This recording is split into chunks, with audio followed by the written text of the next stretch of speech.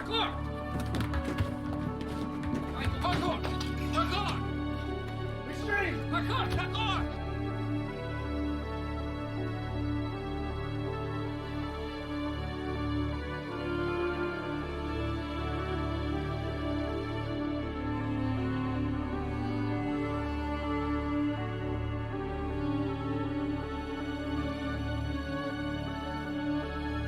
Identity theft is not a joke, Jim.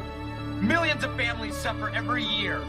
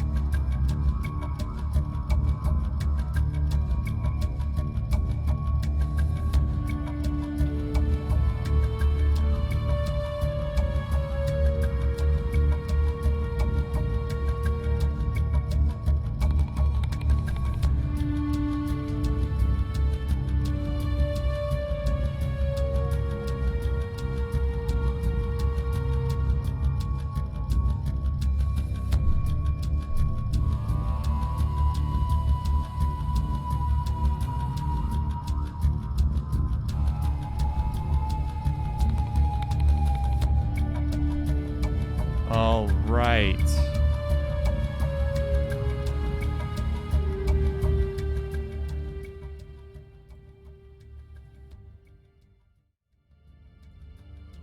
Okay, how are we looking? I think we look okay. We look okay. Welcome, everybody. Welcome, welcome, welcome to another, whatever you call this, this cry for help that I insist upon calling a live stream. Welcome. How is everybody? How is everyone's Tuesday? Tuesday, of course, being one of the worst days of the week, because you're not even halfway through. At least it's no cult. That is true. That is true. It is no cult. It is not a cult. It is not a cult. Oh. I'm just working on reporting and trying to do red teaming stuff at the same time. And that's always fun. No time for... Literally, I think I'm going to take some days off. Either late this week or next week, I'm going to take some days off. I gotta decompress a little bit. I'm cruising for burnout at this speed. At these reckless speeds. How is everybody doing on this fine day? I also passed my CRTO. Yep, Mr. Robot passed his CRTO. Congratulations. Congratulations, everyone. Congratulations specifically to Mr. Robot. All right, what are we doing today? Today is Newbie fucking Tuesday, okay? Today, the day of our Lord, Newbie Tuesday, and we missed it last week. But this week we're going in hot, boys. We're going in hot, and we're doing the the much anticipated Hack the Box paper. This was recommended to me. Some time ago, but it was an active box, and so I declined. All I know about the box is that it is themed after The Office.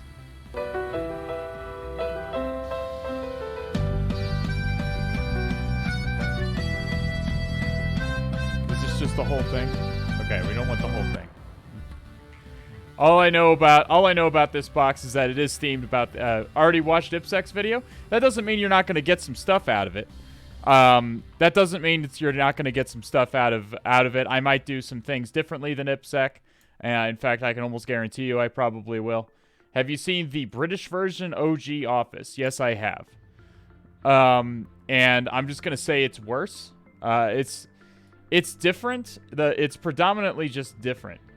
But I would argue that it is worse, personally. But I'm a big fan of the American version of The Office. I also like the British version. It's just not as good.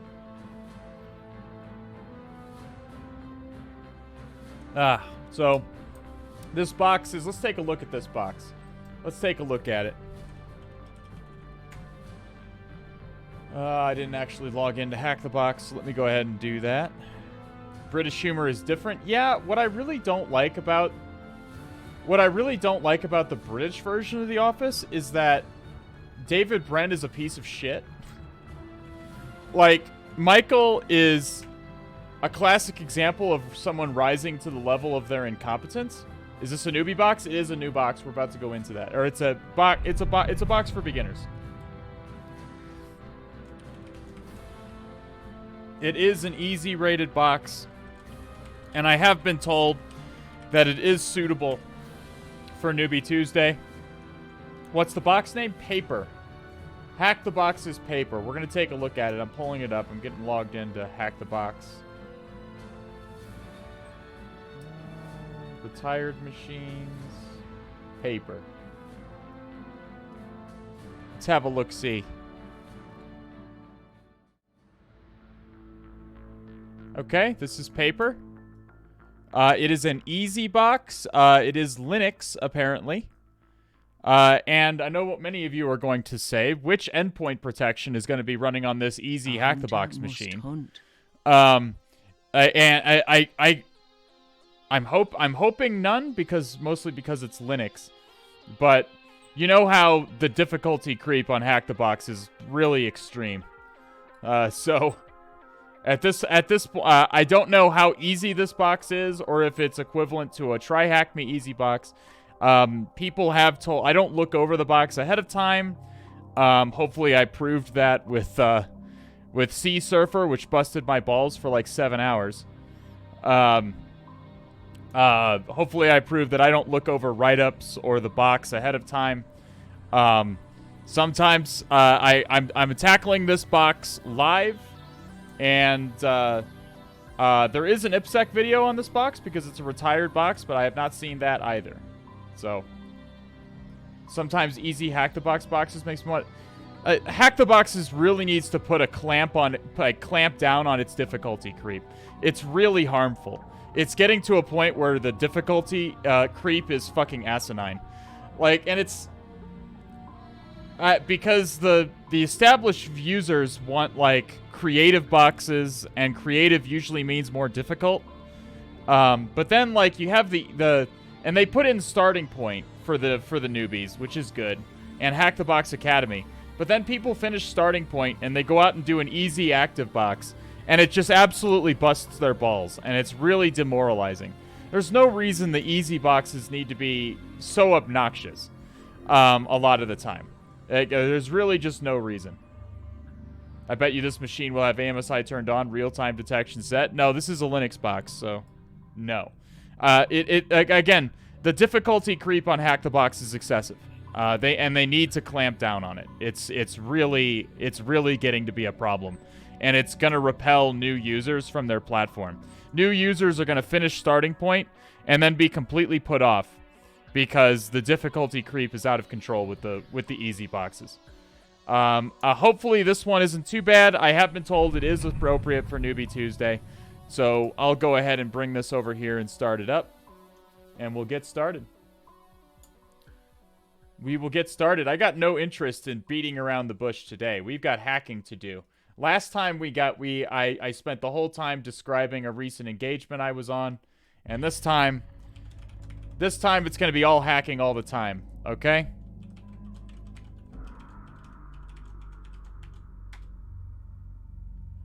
I need some recommendations on what my next certification should be. I mean, take a little break from your last certification would be my first recommendation. Don't get burned out. But, I mean, it depends on where you want to go. Like, people constantly ask this, where they're like, well, what certification should I do? Well, I don't know. What do you want to be into? What do you want to get into? Like, what are you interested in? I mean, it doesn't really... I can't really advise you properly if you're not going to give me more information than that. Let's see. This one. Oh, I'm just starting up paper. Give me just a second. Where is paper?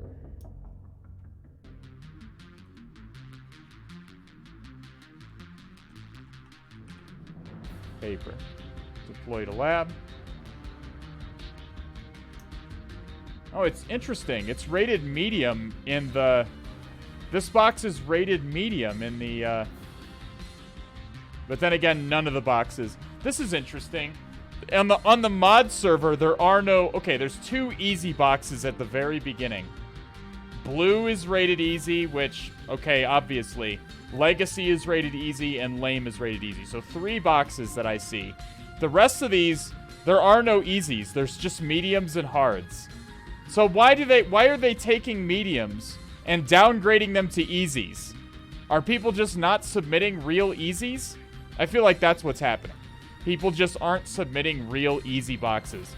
And so they just downgrade medium boxes to easy and push them to live. That's what I would have to guess. Which is obnoxious. They shouldn't be doing that. It's because people don't just rate the boxes and leave it as 5 out of 10. Well, I don't know what's causing this rating in the dev, in the lab, or in the moderator lab. I don't know what's causing this rating. Like, let's look at paper in here.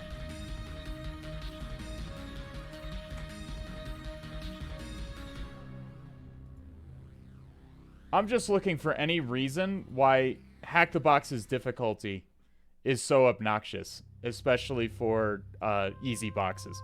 Hard, insane boxes should be hard. No one's arguing that. But you go to do an easy box, and you end up having to do it's like 17 steps to even get user. And one of them is like a race condition or some shit, and that's what it feels like it is every time, dude, I swear.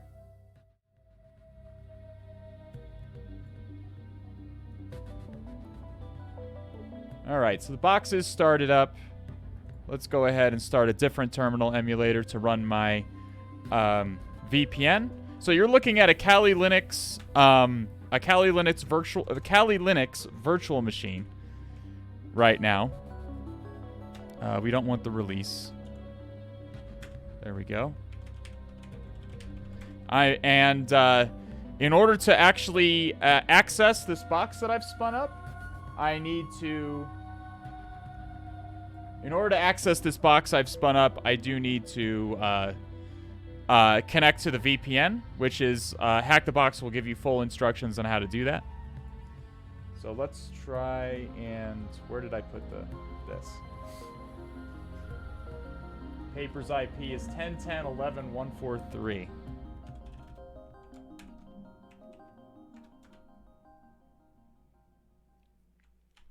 And we do see we can ping it. We can ping it. And we do see the time to live is less than 64, so it's quite likely this is a Linux machine.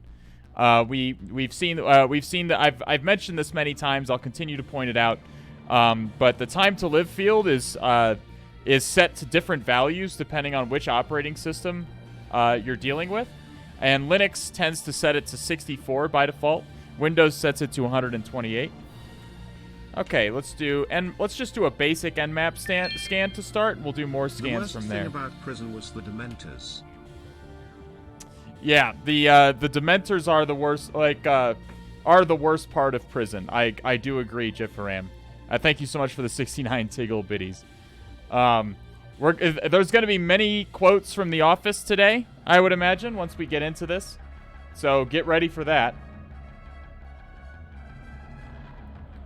Junebug, thank you so much for the 3-month re-indoctrination into the cult. Welcome back, Junebugs. Good to have you. Undefined Wick, Gandalf, and It's Mr. Dread. Thank you for the follows. Cthulhu Fountain to all of you. Love this machine purely for the Office theme. Again, I haven't seen any of the machine. I don't know what we're in for. I see pretty standard ports open. We see 22, which most commonly has SSH on it. We see port 80, which most commonly has HTTP on it. And we see port 443, which most commonly has HTTP over SSL.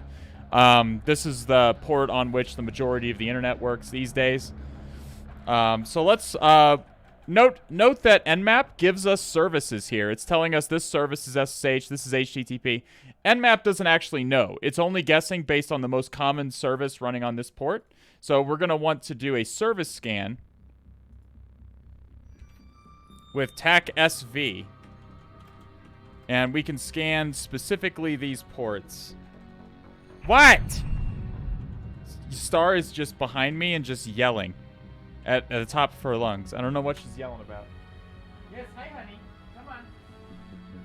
Come on. A hunter must hunt. Okay, she doesn't want to. Star is down there just yelling at me. It's Mr. Dread with the first time just follows, and now he's dropping me a prime. Thank you so much, it's Mr. Dread, for your Bezos bucks. Much appreciated. Welcome to the All Has Red team, my friend. Thanks for supporting the stream. Say wah, thank you for the follow. All right, so we see, interesting, CentOS. CentOS. You don't see CentOS. You usually see Ubuntu. You see a lot of Ubuntu on Hack the Box, but this is CentOS. How interesting. Must hunt. I still feel like a lost child at Walmart. And I still feel like a lost child at Walmart. Keep teaching and I will keep learning. Thanks for what you do, Al. Yep, just a spoiler alert here, Gene. That's never going to go away, so don't ever expect that to go away. So we do see port 80 and 443. These appear to be the only ports open that we can interact with right now. SSH is open as well, but we typically will need credentials to interact with SSH. SSH is generally pretty secure and not vulnerable to any known remote code execution vulnerabilities or anything like that, especially when it's very current, like this one clearly is. Nmap TAC-P-TAC will scan all... by default, Nmap only scans the most common 1,000 ports. So I want it to scan all ports. Let's cd hack the box. Let's mictor paper. And let's cd into paper. So we're just making a working directory for our box here. Let's start up tmux. Okay, so now I've started tmux. You might notice this new toolbar down here at the bottom. This tmux just allows me to do cool things with my terminal, like split it in half like that. I can make a new window. I can go back. I can do. It basically just gives me more freedom to operate with my terminal. So let's do nmap tac-p-tac tac-v. TAC output to a file in nmap format. That's what the TAC O capital N does. All ports. And we'll just paste in the IP address. So we're going to do an all port scan here and see if there are any other ports open. I'm currently just seeing 80 and 443, so we're going to investigate those right now.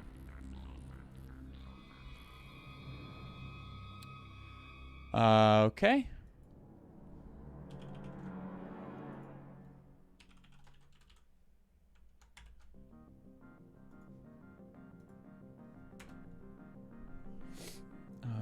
Let's go ahead.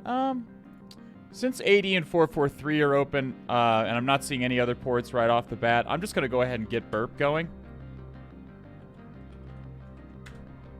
I'm just going to assume that burp is going to be useful for us. It may or may not, but I'm just going to fire it up in the first place.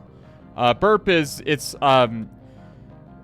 Hack the Box leans pretty heavily into web exploitation as a preferred, in general. So Burp Suite is pretty common to be useful on these boxes. Does CentOS have a unique time to live? No. Gene, thank you so much for the 12 months, by the way. Welcome back to the All Has Red team. We'll start up Burp. So if you don't know what Burp is, Burp Suite is a web proxy. So it is running on my machine, and basically it's going to intercept all of my web requests that go to and from this web server that I'm attacking, and it's going to allow me to inspect the content of my requests and modify them. It gives me a lot of really powerful capabilities in that regard. So you'll see this as we go ahead. This is what Firefox is complaining about. Firefox is complaining that it's configured to send its requests to Burp, but Burp was not listening. Now if we try to browse to it, you'll see that our request is appearing in here. You can see that... What are you doing? She's like running back there. You can see the request... Why is it going so slow? Okay, this is slow. You can see the request that's made down here, and you can see the response. Does that make sense? Cool. I'm trying... This is Newbie Tuesday, so I'm trying to explain everything as much as possible. If I'm missing something, if you have questions, make sure to ask. This is our most instructional day, where we have a good time, but we also take care to make sure that we're not leaving any newbies in the lurch. Somebody redeemed Zap. Did somebody redeem Zap? I don't see Zap. Is there a Zap redemption? I don't see a Zap redemption.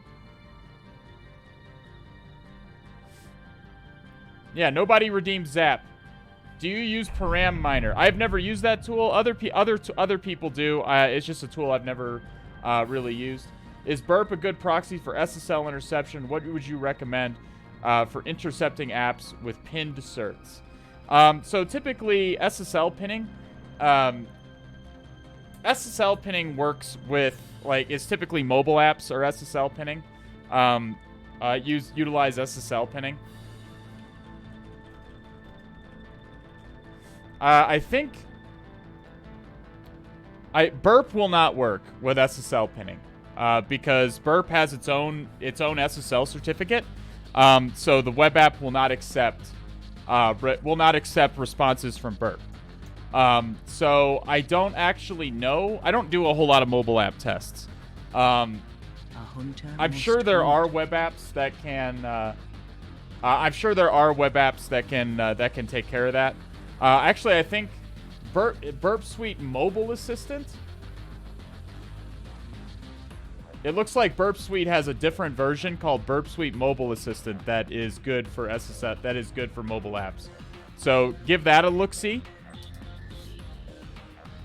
Try Hack Me, Ray Finkel. Oh yeah, I forgot about that. Don't worry about that. There is no box on Try Hack Me named Ray Finkel. We were salty. That was salt.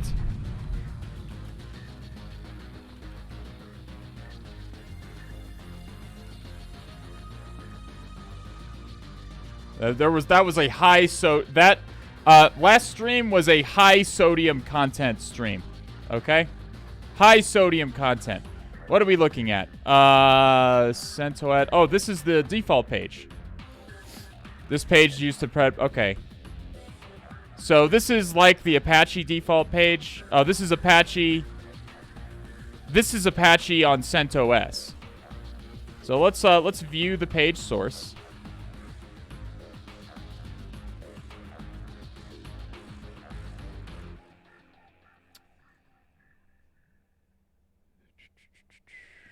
Sometimes people like to put cute little shit in the comments.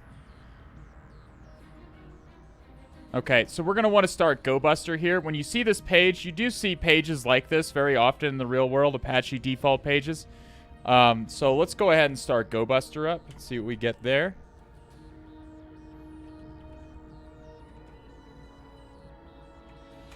God, I'm still salty about Sea Surfer, man. I didn't get any sleep that night because of that box.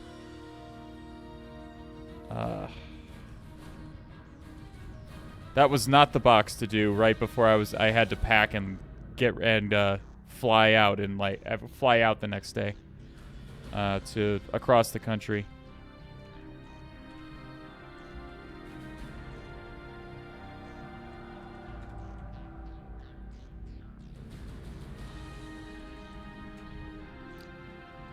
Okay. Alrighty. I guess we'll look for PHP files. That seems reasonable. Alright, we got GoBuster going.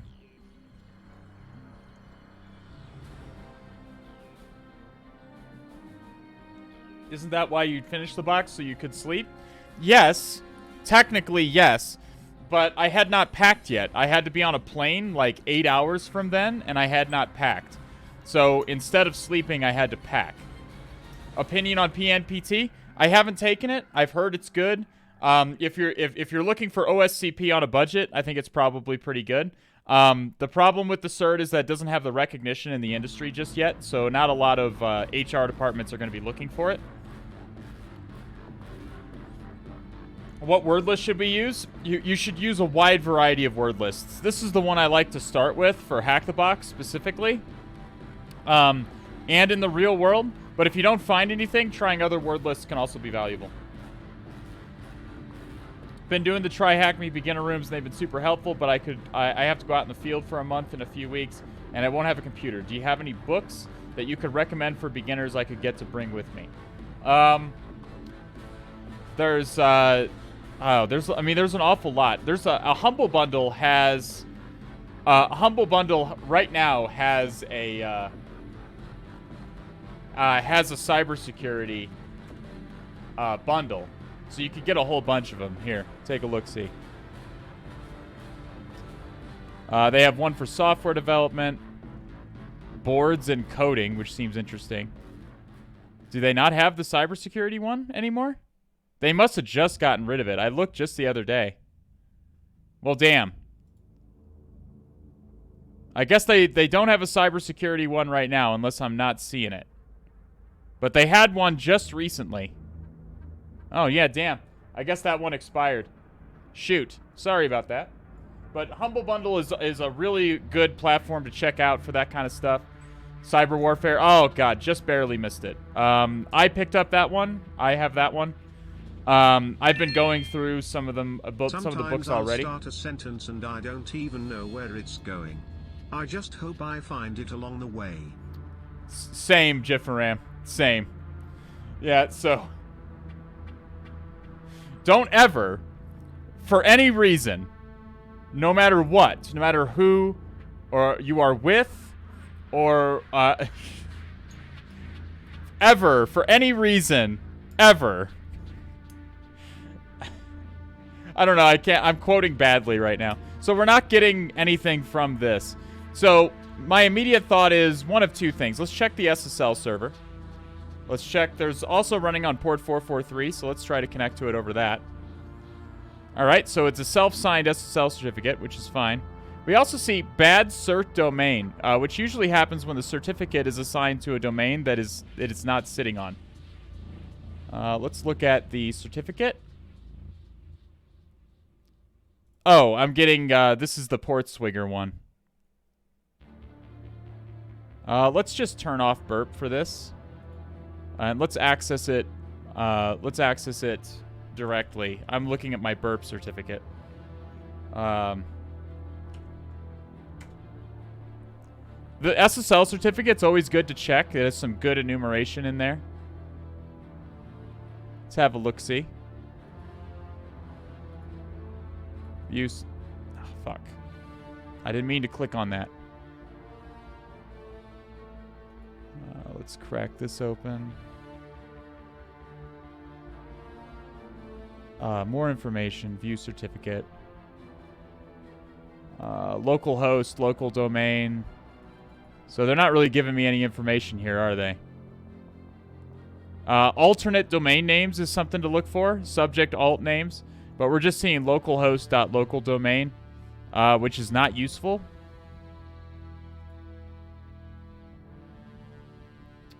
At this point, I'm wondering if there's some kind of virtual... We're not getting anything with GoBuster, which tells me there's very likely some kind of virtual host routing happening.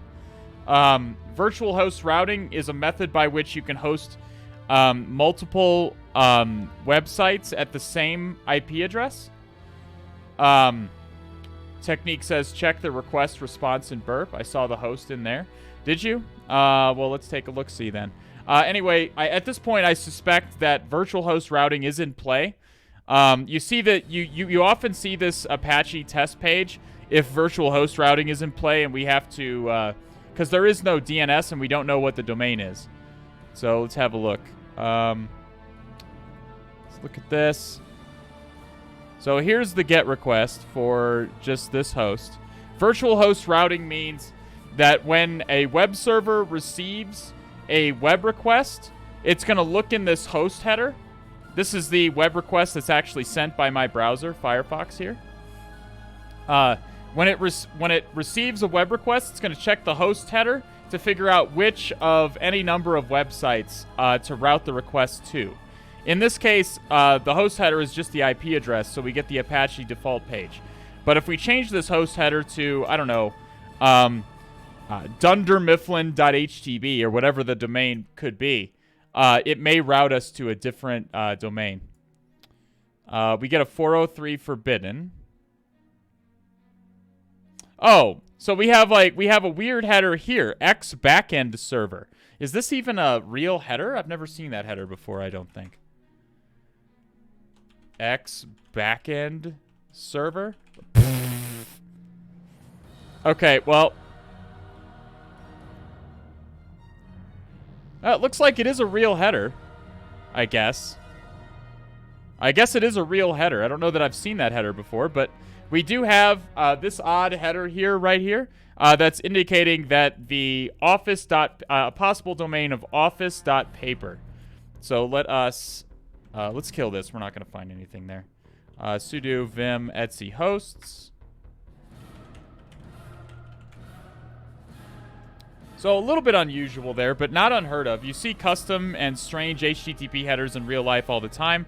This is not really out of the ordinary at all. Pretty normal. Okay, where did I put the IP address?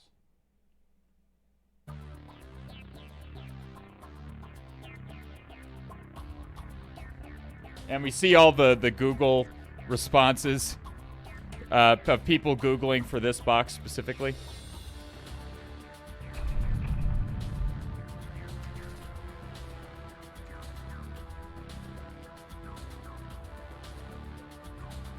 Okay. So, what if you don't know what the etc hosts file is? Why waste time say a lot word when few word do trick? True. Why waste time say lot word when few word do trick? I agree. Thank Jifferam. 10.10.11.143. So what this is doing is it's manually mapping DNS requests to DNS names to or host names to IP addresses for my Kali machine. Why is this relevant? Usually it's not. Usually it's not relevant. Usually if I come over here and I type in google.com, my browser can figure out who google.com is by sending requests to what IP address google.com is at by sending requests to a DNS server. In this case, there is no DNS server because this is HacktheBox. There is no DNS server to serve our requests. So we have to manually put it in our hosts file, which is Firefox will actually check our hosts file first to see if there's an entry for the particular DNS name that I've entered. Before it tries to send any DNS requests. So we put this in here. We make sure to save that. And now we go to http://office.paper.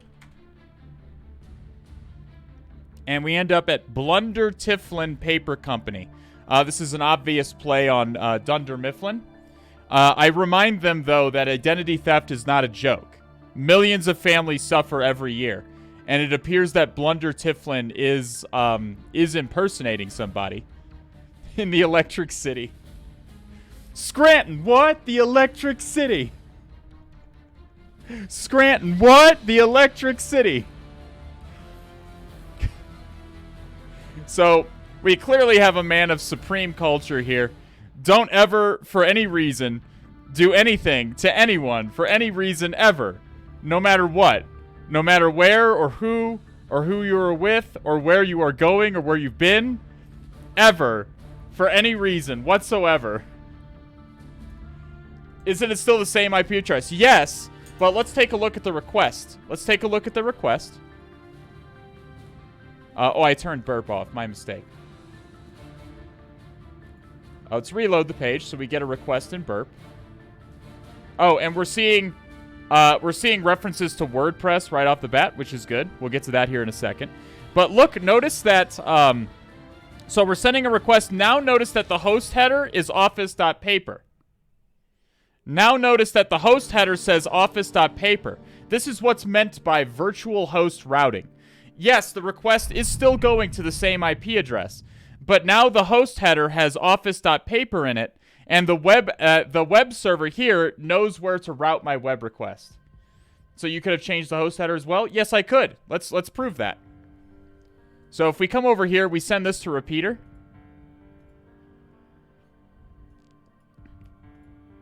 Let's just close the inspector because I keep the font really big so you guys can see it, and the inspector just gets in the way in that case. So we send the request, and we're going to get the default CentOS page here. HTTP server test page powered by CentOS. If we change this host header to office.paper and then send it, and look, now we get Blunder Tiflin. Does that make sense? So the web server, again, is utilizing virtual host routing. This is very common to see in the real world. Very, very, very common. This host header is very important to know, to understand. So when, again, to reiterate, when the web server receives a request, it's checking this host header to see which website to route which website that it's hosted on it to route the request to. Does that make sense? Gnade with the 12 months. I think I thanked you already, but thank you again for the re-indoctrination into the cult. Samurai77X with the 3 months of Prime. Thank you for your Bezos bucks, Samurai77X. Welcome back to the All Has Red team. Jeffram, thanks for the 69 Tiggle biddies. Thank. Intersci, Lee T Codes, Onion Thug, and Goria2. Thank you for the follow. The difficult part about vhosts is that if you accidentally go to one before adding it to your host file, it's hard to clear it from your browser. Yeah, you have to clear the cache.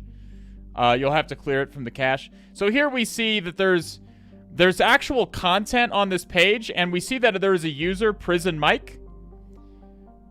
Prison Mike. I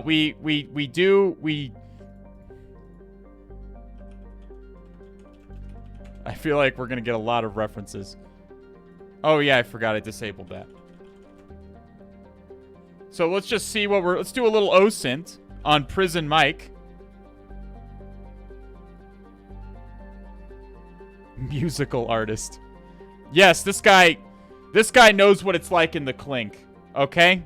This is a man who knows what it's like in the clink. The worst part about prison was the Dementors.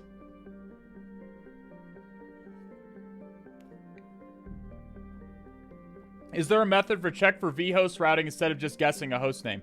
Well, GoBuster has a function that will do just that. But another place that you could check is the SSL certificate. This is one reason I looked at the SSL certificate. In this case, the SSL certificate does not have any, like, predominantly in the subject alt names, you'll often see it in. Also the common name. A lot of times SSL certificates will leak domains like this. Is that, so this is one of the reasons I checked the SSL certificate, looking for virtual hosts.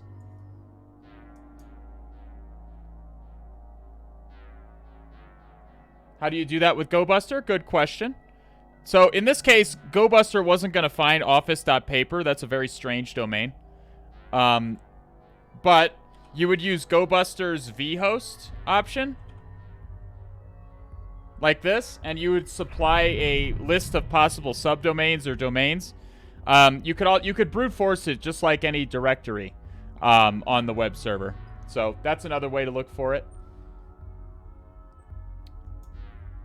Mostly the subdomain. Yeah, so yeah, exactly. So it mostly does subdomain vhosts, so this would not really be all that useful for that. Again, GoBuster wouldn't have been good for finding office.paper. That's quite unusual.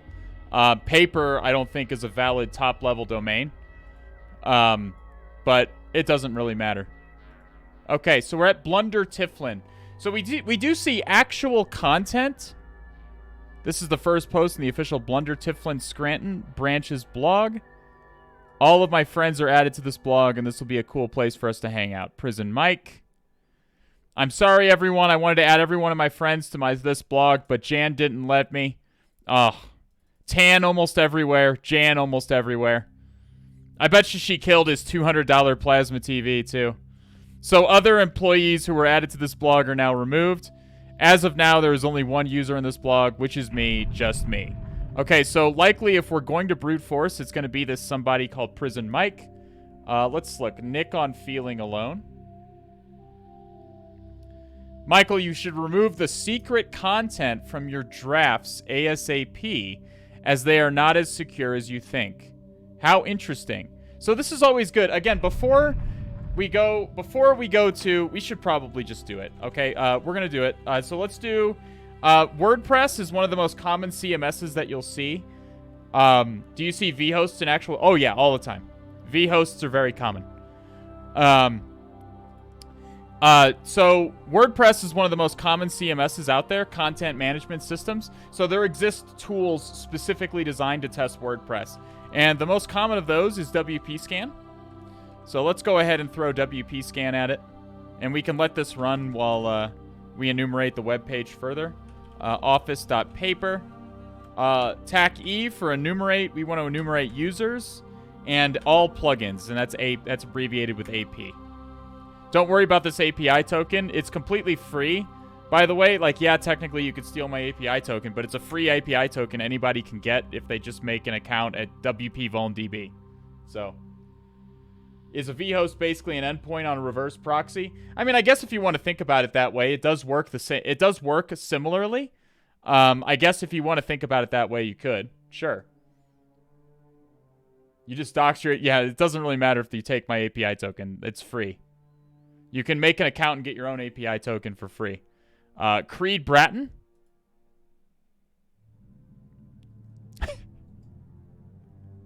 http://www.creedthoughts.gov.www/creedthoughts. Check it out. This should have been the domain, honestly. It's criminal that this was not the domain. Like, I don't think you can have www as a top-level domain. Maybe you can't have that, but hey-ho, everyone out there in cyber world, it's old Creed Bratton coming at... This is another reference to The Office. There's an episode where a character has a fake blog set up for him at this crazy URL. You have more fun as a follower, but you make more money as a leader. That is Creed true. Bratton. God, I didn't even catch that one. I should have thought of that one before you, Jiffaram, but yes. You make more fun as a follower, but you make more money as a leader. Creed was absolutely right. What do you guys think is the best kind of car? To me, you can't beat motorcycles. Dude, Creed was so good in that show. They just can't be... They're small and dangerous. They just can't be trusted. Oh, man. I'm wondering if they want me to run cool to brute force this.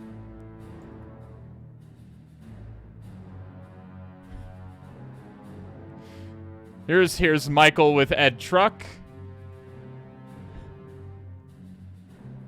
Okay, we're just making sure to check all the content here. I'm wondering if they want me to run, like, cool on this webpage. We may end up doing that. Let's see what WP-Scan found. Yeah, we do see a Prison Mike user. And we see a lot of interesting vulnerabilities here. Typically, when if you find a vulnerability in WordPress itself, more than likely, it's going to be a vulnerability in a third-party plugin rather than WordPress itself. WordPress itself might have some, especially if it's been updated. But it looks like this is a relatively older version of WordPress. We got SSRF, admin referrer validation. Now, we did get a clue.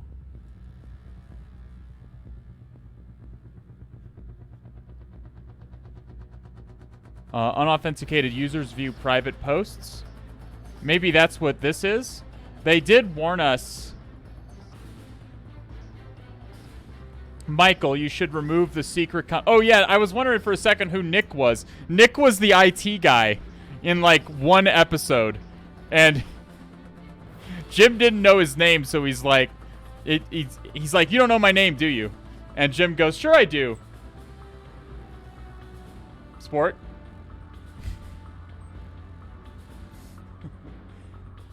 Does it make sense to first always check versions of frame? Yes. If you can get software versions, absolutely. You should get software versions.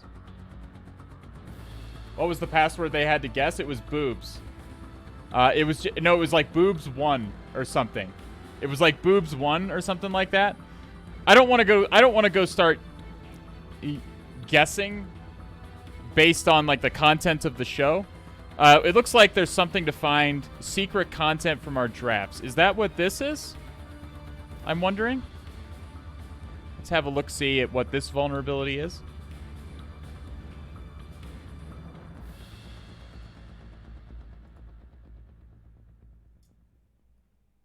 Okay, we're accessing WP scan by manipulating time and date queries. Submitter Ryan. Oh, the Rye guy. The Rye guy. We should call him Rye Bread. We don't have to call him that.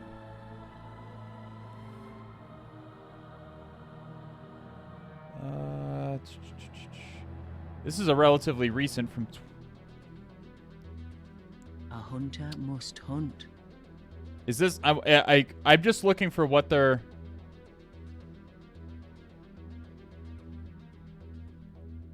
It is not...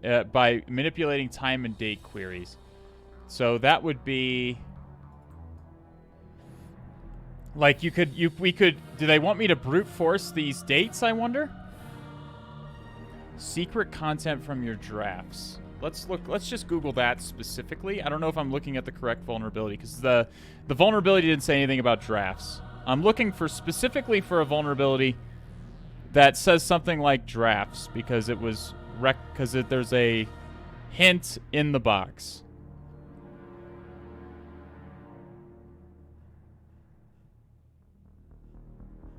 SQL injection via WP query. It's probably authenticated, though. God, this is an old version of WordPress. Okay, so we have Prison Mike here. Let's just, while we're...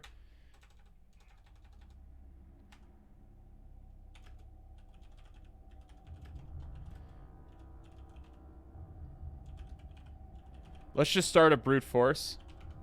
I doubt it's going to work. We might have to run cool. I just want something running in the background while I do my thing.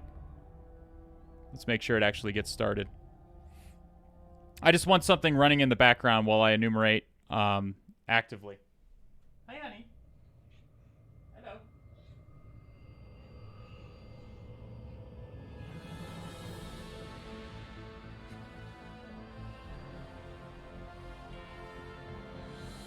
Would it be weird to want to read some Lovecraft stuff even though I'm black? No, that'd not be weird at all. Honestly, his fiction doesn't deal a whole lot with the guy's racism. I mean, it kind of does, but it's like, it's at its very core. It doesn't like, it's not like saying the N-word all the time or anything. It's easy enough to overlook, but the idea of cosmic horror is that, just fear of the unknown, which is essentially what racism is. Fear of people who are different from you, the unknown. So his racism was at the core of the themes of his stuff a little bit, if you want a disambiguation of racism anyway. This lady. But it's not like he's just dropping the N-word all the time in his in his fiction. Yes, I know. Yes, I know.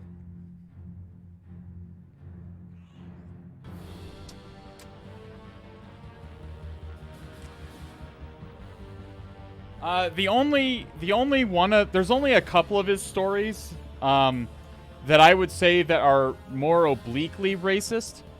One of them is Herbert West Reanimator, one of his earlier ones. That one is a little bit cringe. Definitely a little bit cringe because it involves a huge black guy zombie running around and chasing people and stuff. That was a little cringe. The one that gets the closest to racism, I think, is probably one of his best, which is Shadow over Innsmouth. The Shadow over Innsmouth is literally about him going to like a town, about a character who goes, the main character goes to a town And the people there are just different from him and have strange customs he's never seen before and have weird faces, weird skin tones. Everything's weird. And him, like, reading a whole bunch of sinister crap into it and basically just marking the whole thing as evil just because the people in this town live differently than him. But The Shadow over Innsmouth is one of his best, so don't skip that one. That was a common trope, and yeah, it's not like Lovecraft wasn't a product of his time. But he's not dropping the N-word constantly or anything.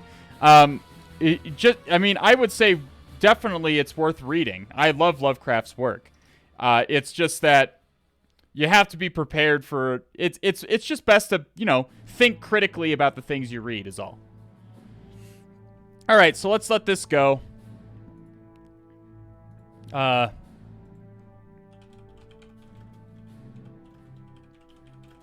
View drafts exploit. Now we're looking at this in particular because we're seeing a hint from Nick here. And Nick, notably, is no longer a user because the creator of the box knows his lore, and Nick quit Dunder Mifflin. Unauthenticated view private draft posts. WordPress less than 5.2.3. Let's verify that. It looks like we have 5.2, less than 5.2.3 here. What version of WordPress is this actually? 5.2.3. Less than or equal to. Okay. This vulnerability could allow an authenticated user to view private or draft posts due to an issue within WP query. All right, so let's just copy this.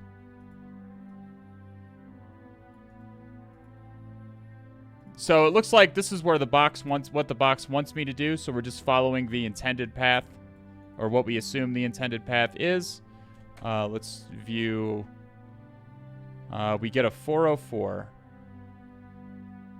Static 2, maybe? Okay, we get a 404 again. Let's try static 1, maybe order descending. Just play around with this a little bit. Here we go. Okay. Michael, please remove the secret from drafts for God's sake. Hello, employees of Blunder Tiflin. Due to orders from higher officials, every employee who were added to this blog is removed, and they are migrated to our new chat system. I kindly request you to take all of your discussions from the public blog to the more private chat system. Michael, you have to stop putting secrets in the drafts. It's a huge security issue, and you have to stop doing it. Threat level midnight, a motion picture screenplay. Agent Michael Scarn sits with his robotic butler Dwigged. God, there's so many references. Holy shit, I can't even keep up. So many Dwigs. Even Dwigged. Dwight, you ignorant slut. Yeah. Is starting at Help Desk a good idea to eventually end up in Red Team? If not, what's a good place to start? Anywhere. The first job is really, really important. The first job you can get in, like, cybersecurity or whatever, helps you start getting that on-the-job experience, which is so vital. Which is so vital for getting more jobs in the industry. So I always recommend that people get any job they can that's even adjacent to cybersecurity, and then continually try to work their way into cybersecurity from there. So yeah, I'd say Help Desk is fine, but make sure you're working on certifications if you can. Make sure you're doing Try Hack Me. Make sure you're doing Hack the Box. Improve your skills so that when you get interviews for actual cybersecurity positions, you can answer questions on those despite not having the work experience yet. Secret registration URL. So we do see chat.office.paper. So we have a new subdomain here.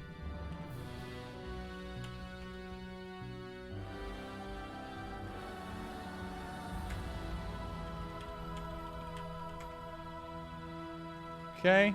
So we have to add this to our Etsy hosts file too, so it gets resolved. Chat.office.paper. So again, this is more virtual host routing that's going to happen here. If we load up chat.office.paper, we will see it's still a different page, despite the fact that we're going to the same IP address.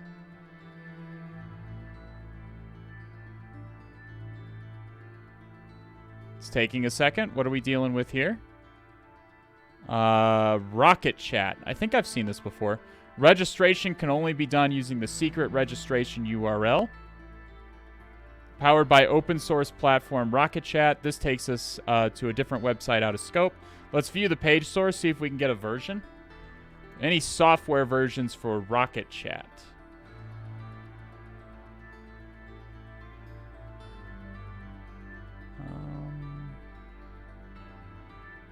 I'm not seeing a version right now, but maybe if we register, we'll see one. Okay, so we need to go to the registration link. I'm keeping this draft unpublished, as unpublished drafts cannot be accessed by outsiders. I am not that ignorant, Nick. Also, stop looking at my drafts. Jeez. Okay.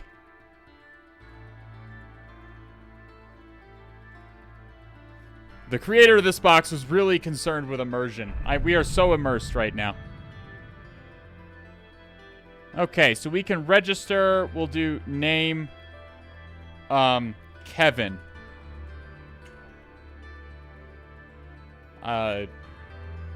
Kevin.Malone at dundermifflin.com. And we'll do...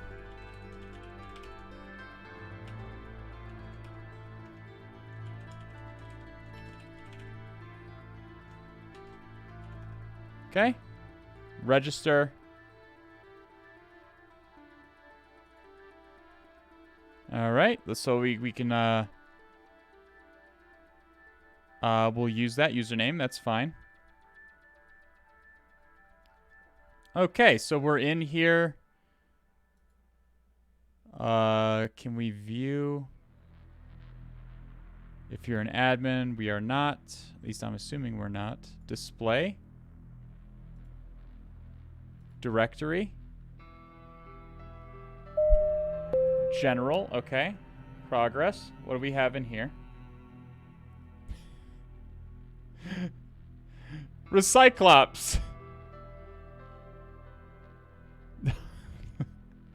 Why wait? Oh no. Kevin already made an account. That's not Ashton Kutcher.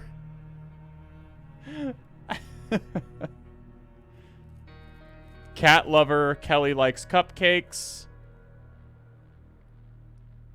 Did you see that Dwight K. Schrute added a new bot to this channel? So he can be more protective. How can we just call the bot by his name and say help? His name is Recyclops. Recyclops help will spawn the bot and he'll tell you what you can and cannot ask him. Now stop wasting my time, Pam. I've got work to do. That's 20 seconds. God, they're dropping them so fast, dude. They are dropping the references so fast.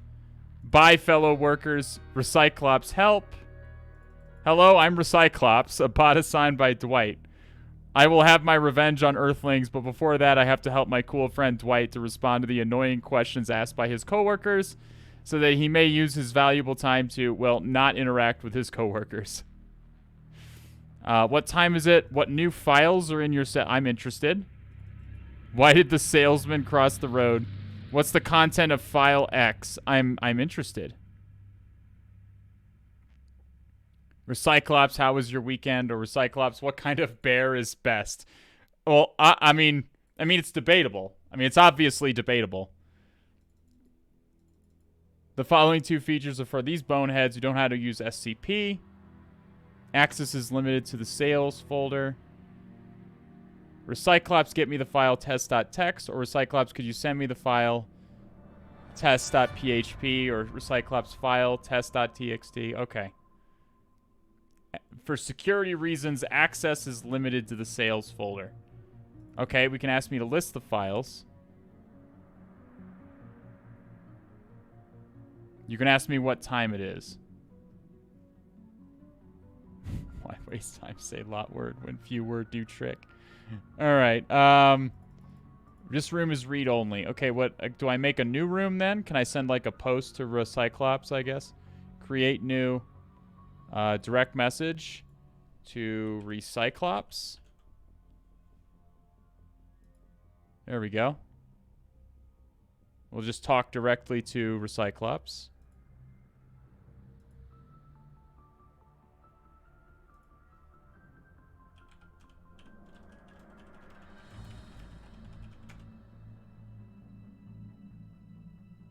Okay, is Recyclops going to talk to me?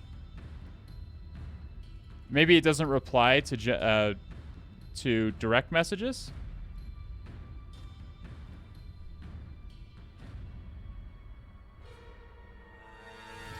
Recyclops file test.txt. Let's try that out.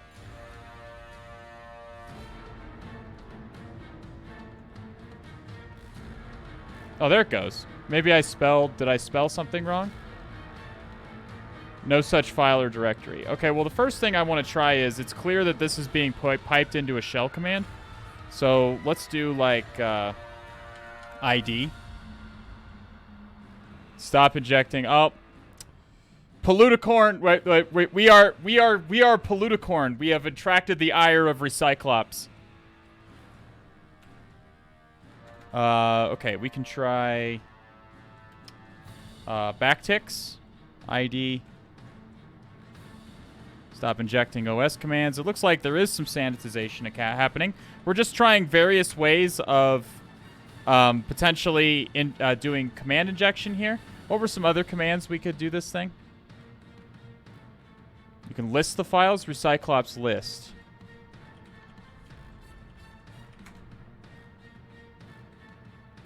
Okay, so we have some stuff. Recyclops. Let's see what we have in here. Recyclops file. Recyclops will drown you in your overwatered lawns. Oh, it's a directory. Okay, Recyclops list sale. Portfolio.txt, perfect. Recyclops file. Sale.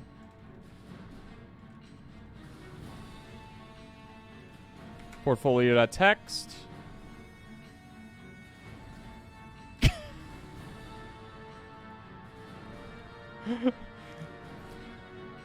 Well, my name is William M. Buttlicker. Buttlicker! Our prices have never been lower. Sazolic, I realize I can try directory traversal. Chill. We're just investigating things slowly.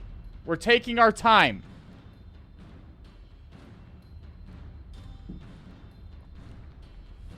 Okay, so all of this is... literally all of this is the Office references. Literally all of it. If you haven't seen The Office, then we can't be friends.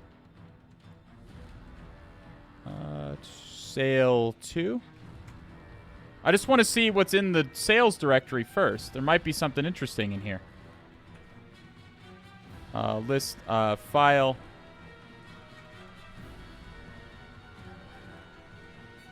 Sale 2. Again, we're taking it slowly because this is Newbie Tuesday. I'm not trying to break any speed records here. We're taking our time, enumerating properly. You also don't need to write Recyclops? Okay, well, I'm just doing what the help said.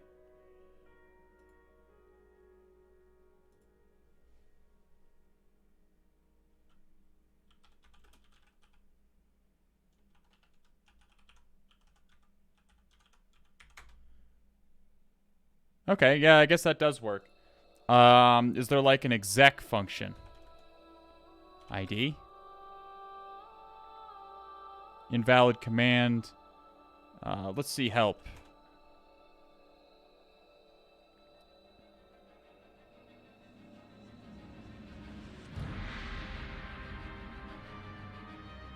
Okay, why did the salesman cross the road?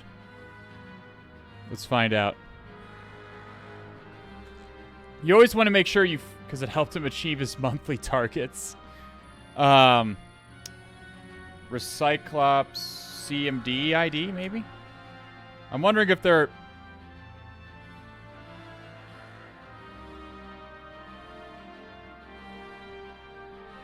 Fucking easy, dude. Dude, it's just so fucking easy. How does he do it? How does he do it, chat? Like, Bears beats Battlestar Galactica. How does he do it? So, it looks like there is a hidden function here called CMD. This is always something to check with these bots. A lot of bots will be built with some kind of command injection function, or with some kind of command functionality. But sometimes the help doesn't include, and it doesn't include them. So some things you could try: exec, CMD, shell, run, that kind of stuff. Like shell ID would have also been something to try. Invalid command. Well, we know what CMD ID is. So CMD ID. So you could just execute shell commands through this sucker. So CMD, let's just do a bash reverse shell. Can you test directory traversal? Yeah, sure. File. Someone recommended that in chat, and I was just taking my time enumerating completely. No such file or directory. It doesn't seem to be following... Oh, Etsy passed WD. But it doesn't matter. It looks like it may not work. Oh, nope, it does work. It does work. So you do have a directory traversal here. You do absolutely have a directory traversal here. Other than usernames, what else can you get from the past WD file without shadow? You can just get, it's usernames. You can see which users have login shells. In this case, Dwight and Rocket Chat. Sometimes there might, for some reason, be a password hash in here. Stuff like that. You might get other insights as to what other things are running here, like MySQL and so on. We could try Etsy Shadow, but it probably won't work. Unless there's a really bad misconfiguration. Permission denied. Yep, so we do have a local file inclusion. So my initial thought is maybe we can do var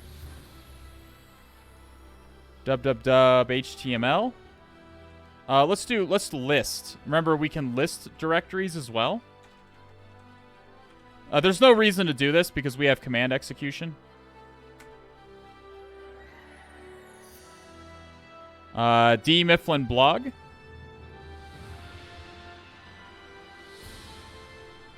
Is the name of the directory. Cannot open. Oh, so this is bad because I was going to look for the WP config file. Remember that this is a WordPress. This is WordPress, so there is a WP config file which contains database credentials.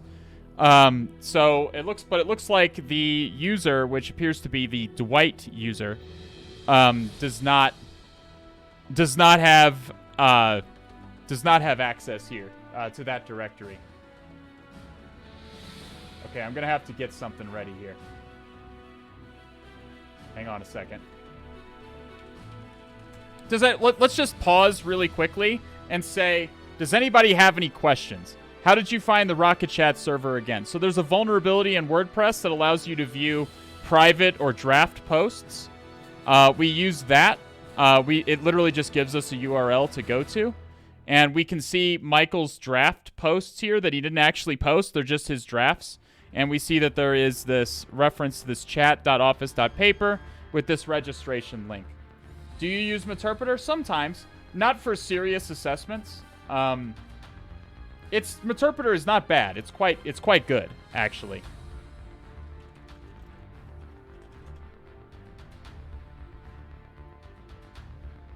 Meterpreter is not bad. Does anybody what other questions do you guys have? Before we continue, what other questions are there?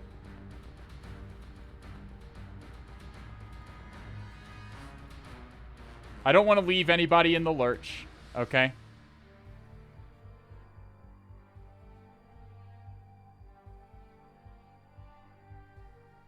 Which kind of bear is best? Well, again, it's debatable. But probably black bear.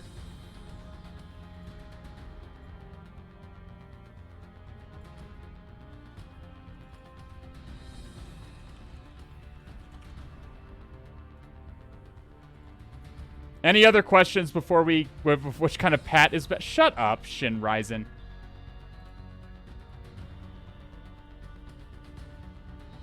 Okay, well... I didn't want that to show on the screen. We'll just hide it for now. Okay. Alright, so... We are clearly the Dwight user. Let's just go ahead and execute a reverse shell and see what we can get up to. I'm glad we found code execution, honestly, because otherwise we were going into another local file inclusion. How do we turn this into...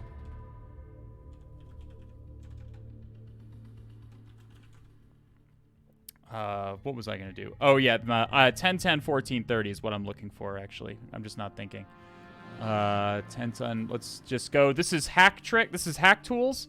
This is a browser extension that's you can download for free. 10.10 on either Chrome or Firefox. Let's copy this. Was it CMD ID? Yep. CMD. Paste that in. So this is a simple one-liner that's going to try to connect back to our IP address on port 8443. So we just need to have a listener prepared.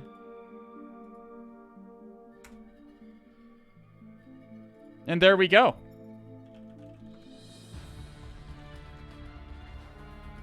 And we are the Dwight user indeed.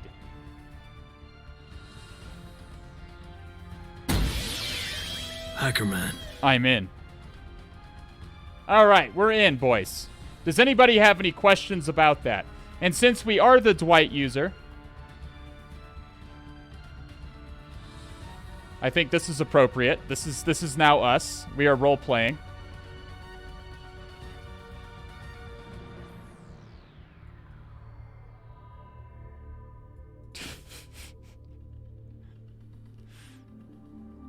That was fast. Will we get a bonus box? Yeah. If we get through this box too quickly, we will. I will do a bonus box. Don't you worry. Like this box does appear to be actually quite easy. Unusual for Hack the Box. Unusual. Okay. So the first thing we're going to do is we're gonna stabilize our shell. Our shell is kind of bad here. Our shell is kind of bad. You'll notice that we have terminal echo turned on. We don't have tab autocomplete. Like if we hit tab, it just tabs. We don't want that. So we have kind of a jerry-rigged shitty terminal here. So let's go. Let's start a TTY with Python.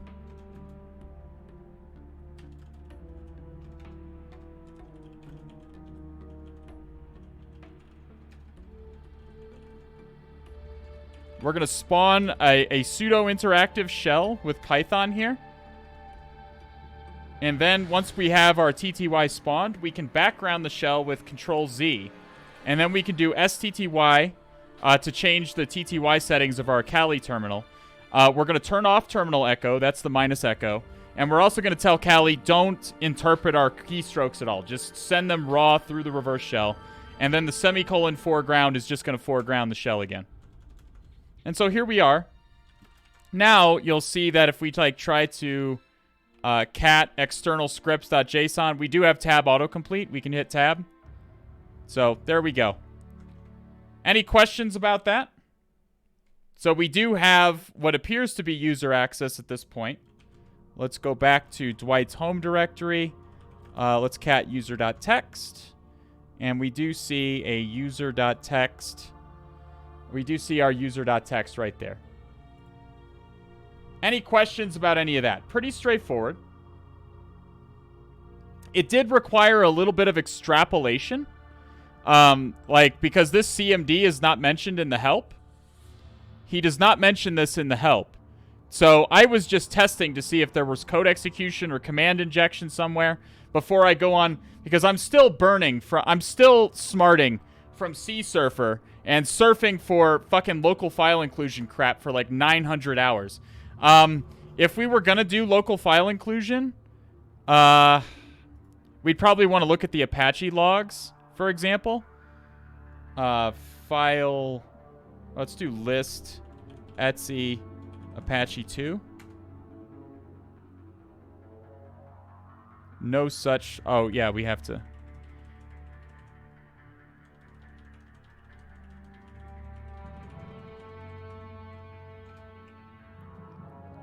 Let's do that. Cannot access no such file or directory. Let's just do Etsy then.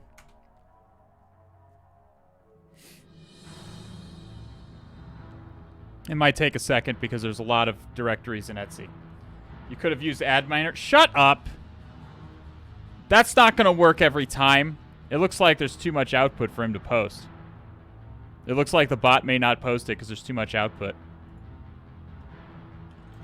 Is it still running? I didn't break the bot, did I? No, I didn't. Okay. But there's too much output for it to post. I'm not sure where Apache keeps its logs. Let's find out in here. Is there an Apache?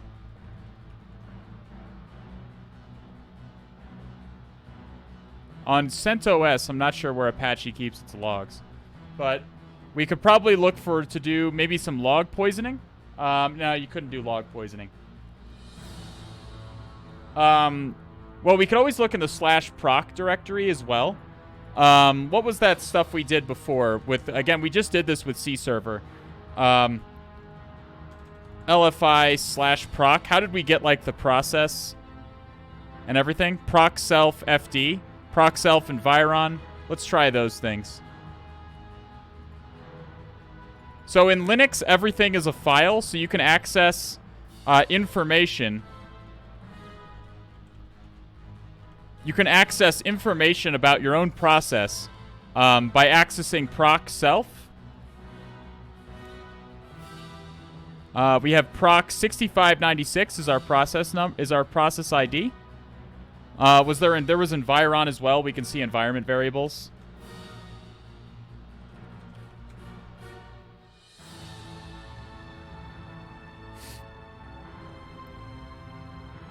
That was not the directory listing. That's not what I wanted.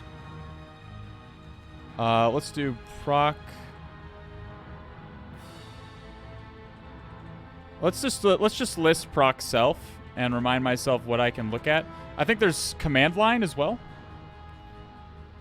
Again, we just did this with C server, and we looked at a bunch of these. That's the only reason I'm doing it now. I'm just showing you what you could, but we already have code execution. This isn't relevant, but I'm just showing you what you can potentially do. I'm just showing you what you can potentially do if you have a local file inclusion. There's the command line. Current working directly is Hubot. Let's do file.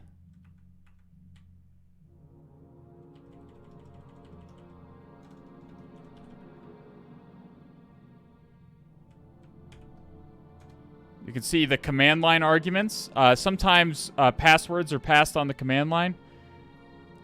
What appears to be happening here is that it's starting up a new bash process, so we're only seeing the command line of the bash process, which is unfortunate. We can also look at environment variables. Sometimes there's interesting stuff in there. Yep, we do get environment variables there. What else is here? There's also the FD,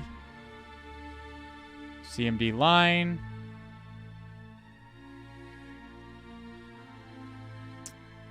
We looked through a lot of these on C server, and I don't remember seeing a whole lot that I really enjoyed. Kujakai, indeed, we are hacking Dunder Mifflin.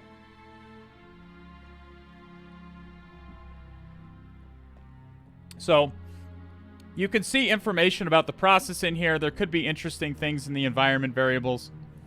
There could be interesting things anywhere in here. Is the number of... That is completely arbitrary, is dev. You just need enough to regress you all the way back to the root directory. So just putting in a whole bunch is fine. You just need enough to get back to the root directory. I see fine additions. Where? Is it up? It's got it in the environment variables? Oh! Huh. There's just a... Okay. A fine addition to my collection. Okay. Apparently, there's just a password in the environment variable. So, the box itself is proving my point. False. That You are hacking Blunder Tiflin. True. True. And identity theft is not a joke. So, the box itself is proving my point in that there is often stuff in the environment variables. We do see that... what is it? Does it say a username in here? Rocket Chat user is Recyclops, and we see that the password is Queen of Blades 23. So the reason it's Queen of Blades is because there's one episode of The Office where Blizzard dresses up as Kerrigan from StarCraft. What was the Queen of Blades things with Dwight? He dressed in one Halloween episode. He dresses up as the Queen as Kerrigan from StarCraft.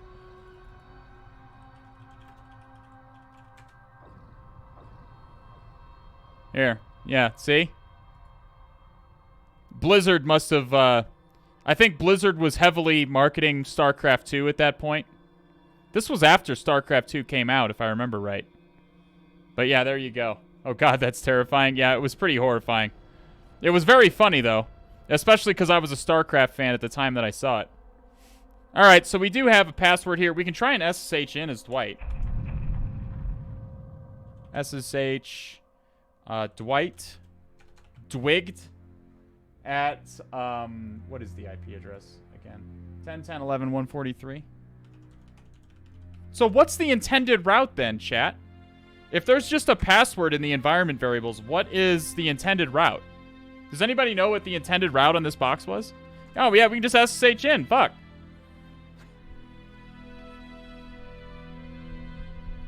Use Mimikatz on... Yes, we'll use Mimikatz to dump the LSAS process on Linux, Mr. Faisal. I think I found that cred in a log file or something. Interesting. Well, I don't know what we were supposed to do. There's clearly multiple routes. So let's look in... we see bot restart.sh. Is there a cron job happening? Perhaps a cron tab? Nope. If it's here... so we do see this bot restart.sh. I suspect, and we do have write access to bot restart.sh. So this is probably running in some kind of a...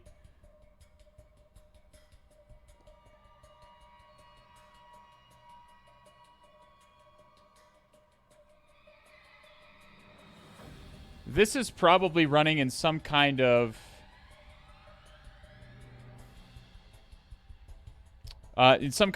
scheduled task or cron job.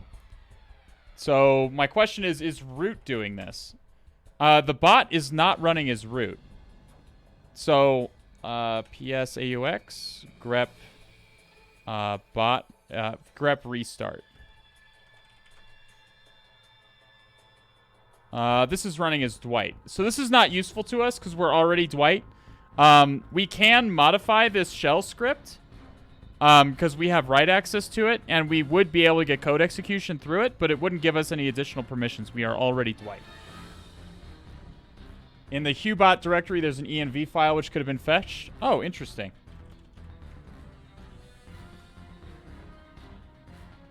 There's Hubot. Oh, .env. That's usually how these bots handle their environment variables. This is a normally secure way to handle environment variables, chat. This is how you would do it in like a Python project or whatever.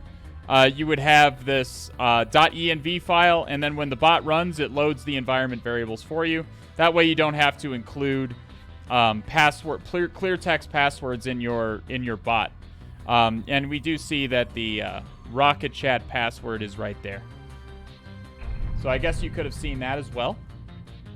We just did /proc because we saw it in /proc because we did Sea Surfer. The last box we did on stream was Sea Surfer, and that that involved a lot of local file inclusion shenaniganry. So yeah, multiple ways. So let's see. Sudo tac L. Does White have sudo permissions? He is assistant to the regional manager. So. Oh, I have his password. I can just enter his password.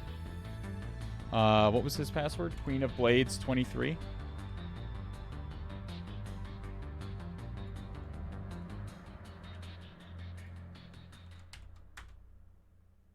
User Dwight. Feels bad, man.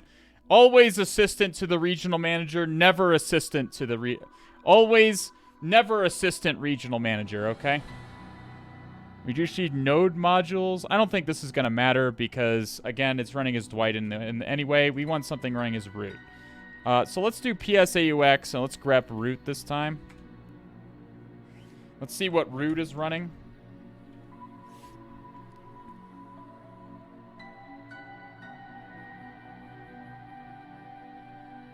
Because last time again on Sea Surfer, I really fucked up by not properly scrutinizing root processes.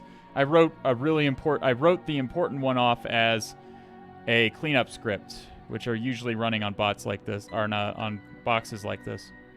I'm not seeing any weird root processes here. I see cron. I don't see any strange root processes running here. There might be cron jobs running. Let's see what groups Dwight is in. Just Dwight. Find. Let's look for set user ID binaries.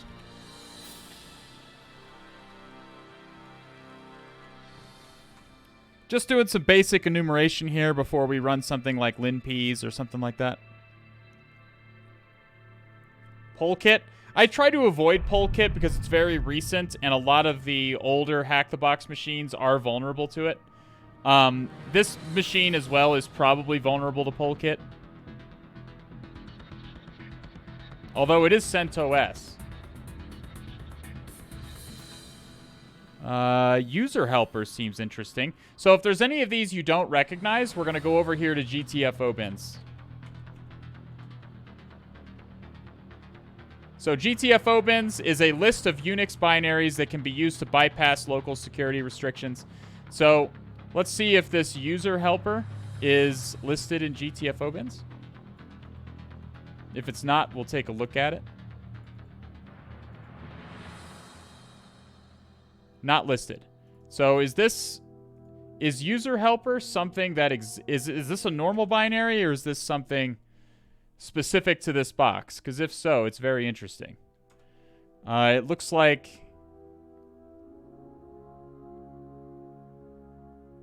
okay. So yeah, it looks like this is something that exists, and it doesn't look like it's vulnerable. This vulnerability was in 2009. Fuser mount, change age, G password, group, new group.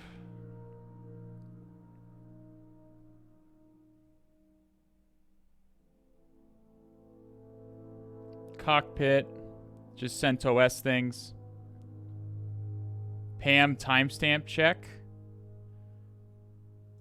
We could take a look at that as well.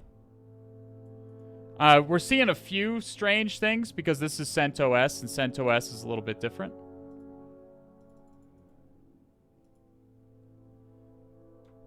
Okay, yeah, that doesn't seem to be anything there.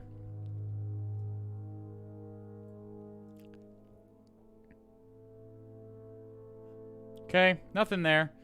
We looked in the Dwight home directory, didn't we? Usually in these boxes, there's like at least... Oh, a .config.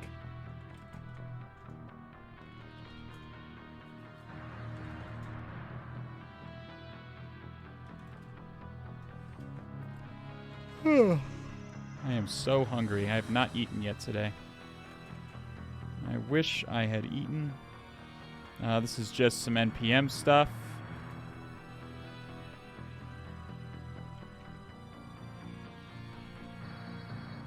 Storage.conf.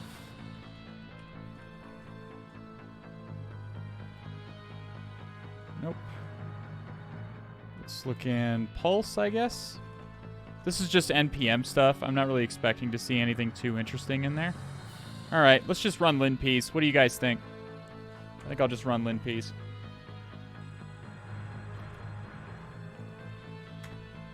Sudo git pull. I always like to do a pull on this, on tools like this that get up to date, that get updated a lot. Okay. Come back over here. We can. Do we have curl?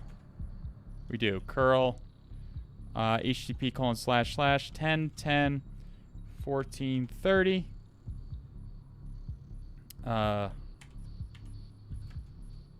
Is LinPeas in here? Yeah, it is. Okay. Couldn't remember if I put it in there or not. linpeas.sh. Pipe it into bash. Okay. So linpeas is a Linux enumeration script that's going to give us some idea as to... It's going to give us some idea as to how we might be able to escalate our permissions here. Identity theft is not a joke, Jim. I know, millions of families do suffer every year.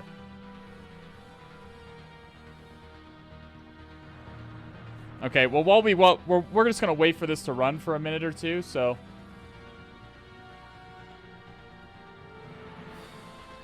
While we're waiting...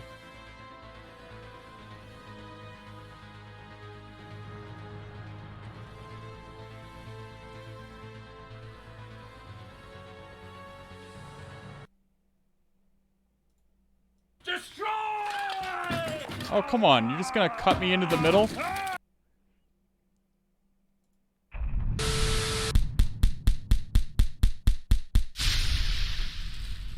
Bow down before Recyclops!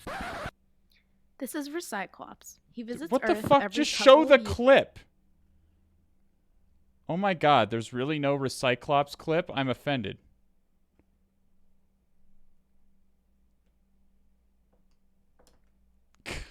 God damn it. Oh yeah, we could check MySQL as well. The problem is we don't have access to the web application directory. So we can't get the... as that I've seen, we don't have access to the database credentials.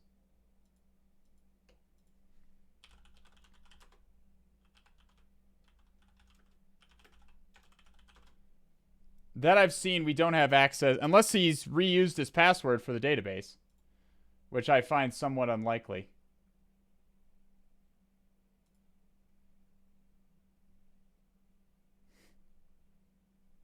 For Jurassic World Dominion, Dino Pages are asserting... Nope, nope.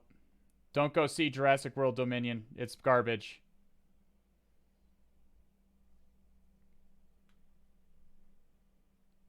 Dude, a 1-minute ad? You've got to be fucking taking the piss. Like, why is this not... This is not going. Great. Why is LinPeas failing on me? I am offended.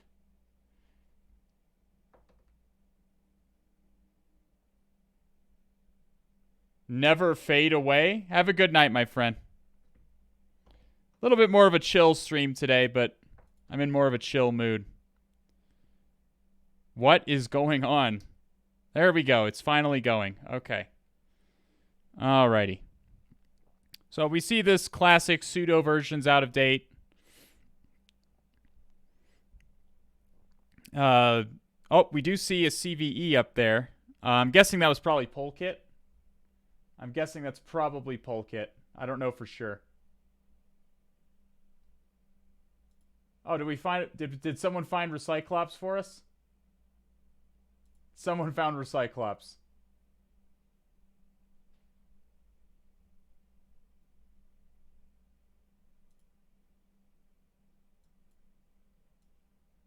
Alright, so while that's running... Happy Earth Day, everyone. I'm Recyclops.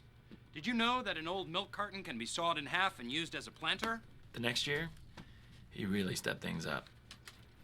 Who has put a number 7 plastic in a number 4 bin? A year after that, Recyclops really began to take shape. Recyclops will drown you in your overwatered lawns. Then tragedy struck Recyclops when his fictional planet was attacked by some other fictitious thing. I can't remember. Recyclops will have his revenge. I think this was also the year that he renounced Earth Day and vowed to destroy the planet he once loved. Oh my god, you guys, look, it's Recyclops! Recyclops destroy!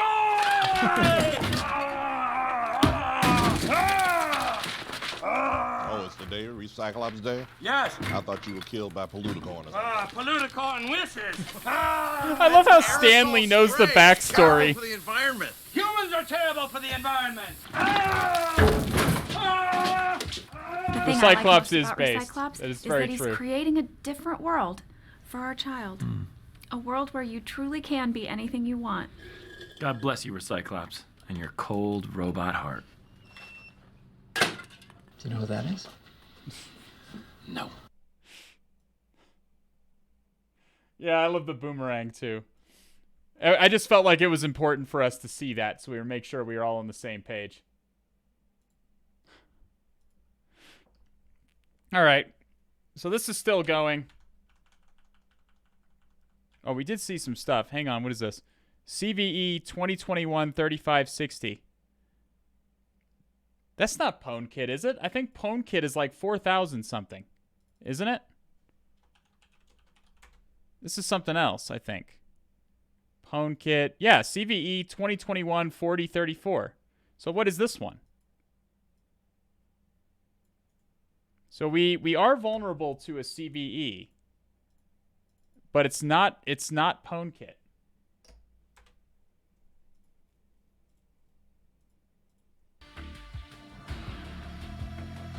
Okay. Could be tricked into bypassing the credential chest. Oh no, I saw this. I saw a guy exploiting this when it first came out. When this first came out, I saw the guy who created it. It's a race condition, right? If I remember right. It's a race condition that allows you to write to arbitrary files. If I remember right. Okay, well, let's see if we can do this. This isn't Pwn Kit. So this seems like it might be interesting to look at.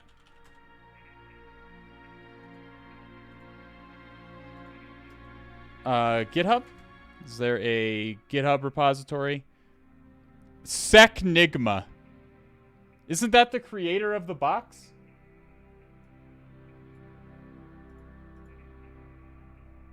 Yes. The creator of the box. So this is actually pretty common. This is pretty common. If you're stuck on a HacktheBox machine, try finding the... try looking for the box creator's GitHub and see what they've been tinkering with recently. And it looks like Secnigma has an automated version of this exploit, which means this is almost certainly the intended path. Okay, so what does this do?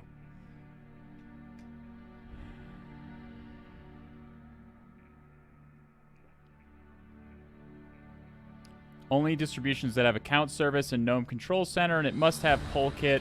Yeah, I remember this exact vulnerability when it was first invented, or first discovered. A list of distribution capabilities can be found with Kevin's blog. I mean, why would you write a blog post? Why take time say lot word when few word do trick? Multiple tries are usually required. Yeah, because it's a race condition. Do not run this script in graphical login. The loop will begin popping the Polkit authentication repeatedly. Only run this in an SSH shell. No problem.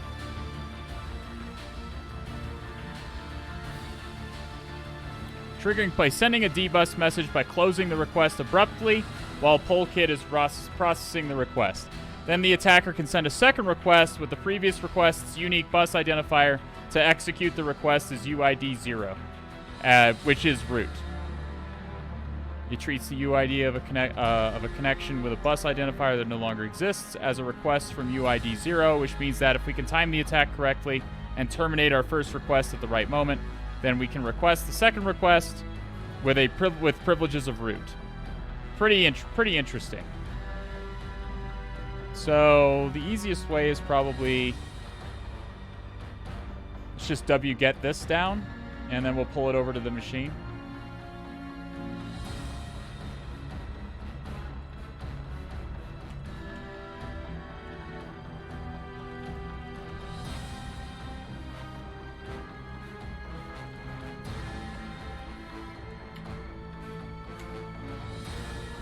Okay.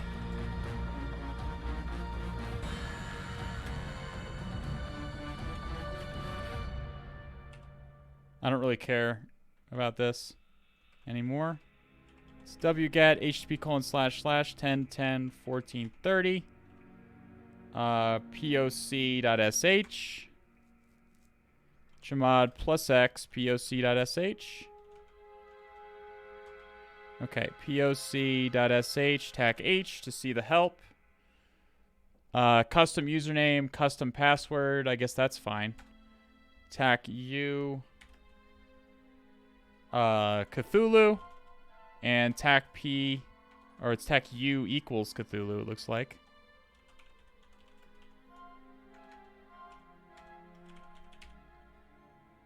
Okay. Okay, we're letting it do its thing. Magic is happening, don't you worry.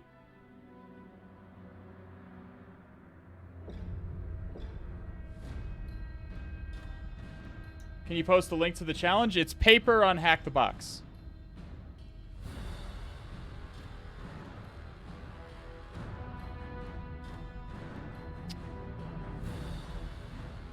Okay, so it is a race condition. The GitHub does warn us. If you're wondering what a race condition is, okay, so what a race condition is it's a vulnerability that only exists for a brief time period. So you have to race to exploit it. That's why it's called a race condition.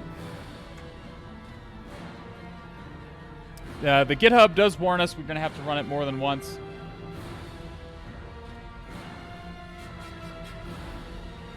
I just want to force the exploitation. It looks like we inserted the username. Now we're trying to insert the password hash into Etsy Shadow. That's not why it's called a race condition? Yes, it is. I'm pretty sure it is. Sue.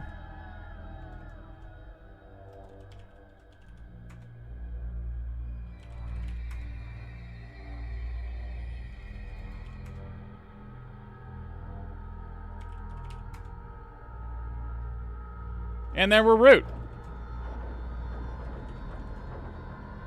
We're root.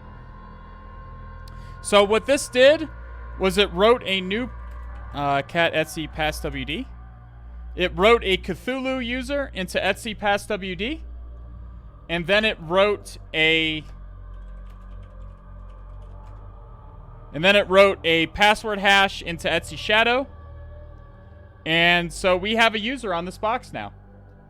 And it looks like, and it also writes to the sudoers to give us sudo permissions. It's basically because of the race to first write or read some memory part. It happens a lot in parallel computing if done badly. Which is what's happening here. We're sending a message to the dbus, then disconnecting, and then sending another request with a different UID, or UUID, which causes Polkit to assume it's coming from root instead of our user. And there we go. Does anybody have any questions about that? Should have made a user Polluticorn. I did miss that opportunity. That is true. Let me get caught up on follows and subscriptions here. Jifram, thanks to the 69 take gold biddies like a million times. Thank you so much for all of the biddies. So kind of you. Carlos Artman with the 7 months of Prime. Thanks for the Bezos bucks, my friend. Welcome back to the All Has Red team. Phil Bios, Isdev, Caillou, I guess. Byteflow, Jay Fosta, Daniel Batalha, Teomic, Caprizi, Fabian, and Just Knox. Thank you for the follows. All right, what question do you guys have? Show sudoers file? Yeah.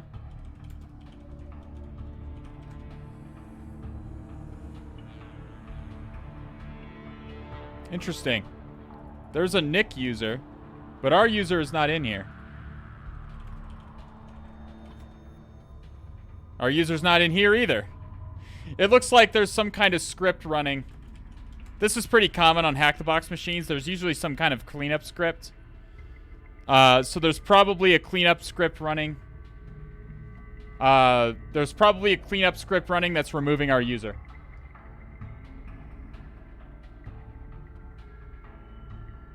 The wheel group, we're in wheel, not sudoers. Oh yeah, that's a good point. We're in this is CentOS, not Ubuntu. Good call. Thank you. I forgot.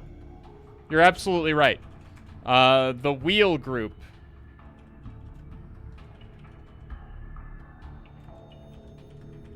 So how do we view the people with the wheel group in the wheel group then? Oh, it's just the wheel group. You just add them to the wheel group? Okay. Fair enough. All right, I forgot that about CentOS briefly. It's been a while since I've pen tested CentOS. You don't see it very often. You see Ubuntu far more commonly. Any questions about this box, chat? Pretty simple box, honestly. Pretty straightforward. I'll be damned. A pretty straightforward box. From HacktheBox that's appropriate for Newbie Tuesday. And had lots of references to The Office. I appreciate it. What questions do you guys have?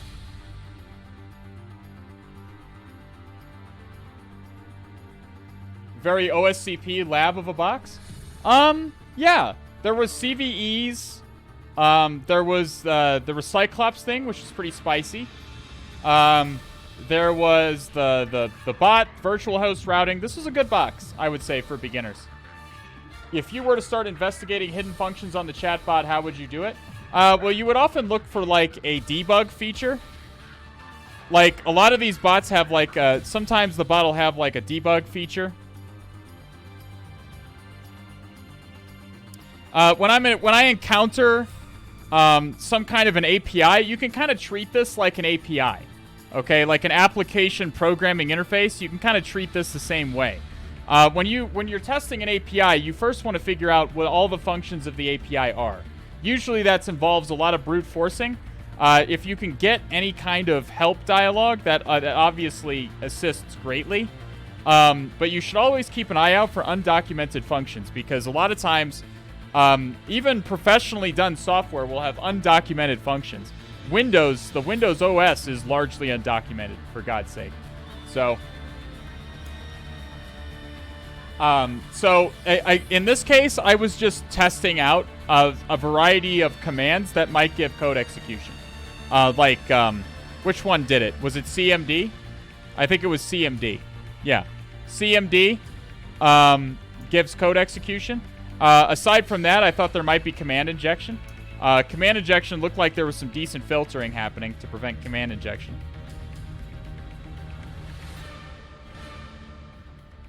What would you have done if you did not guess the CMD part of the bot? Well, it looks like you could have pulled this password out of any number of a variety of places, either from proc self environ or the .env file in the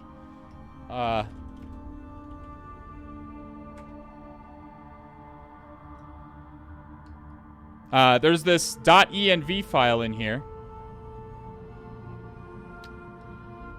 Oh, never mind. List, let's just list. This is listing sales.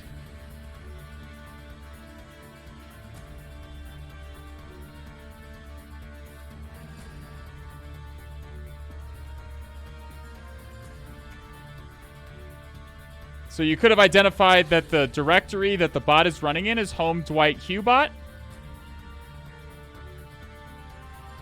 And then you would have seen this .env file in here. You could have pulled the credentials from there. A lot of times with local file inclusion, you want to look for credentials. You're looking for credentials listed somewhere.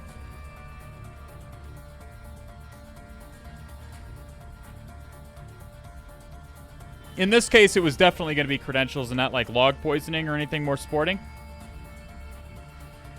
Yep, here's your password again. And this is just Dwight's password, so you can just log in as Dwight with SSH. When I did the machine, I used LFI to find that .env, but that CMD was something I missed. I guess that's an alternate route. I'm not really sure what the CMD was. My just first thought was, again, you think about it like an API. When you're testing an API, one of the first things you're looking for is, does the API execute shell commands through any of its functions? Does it have any functions that execute shell commands? Functions like that are usually called like exec, or CMD, or run, or shell exec, or something like that. Does that make sense? So it's worth trying it. It's worth at least looking for that stuff, keeping an eye out.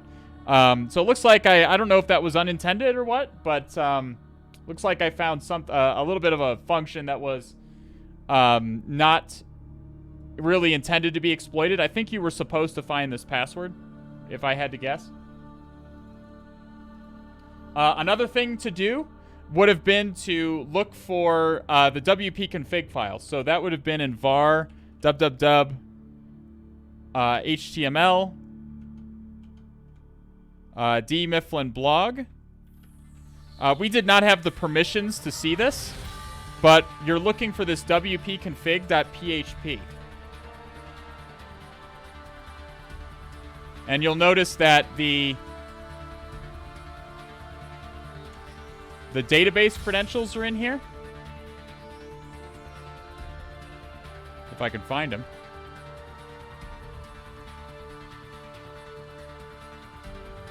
DB user, DB name is WordPress, DB user is WordPress.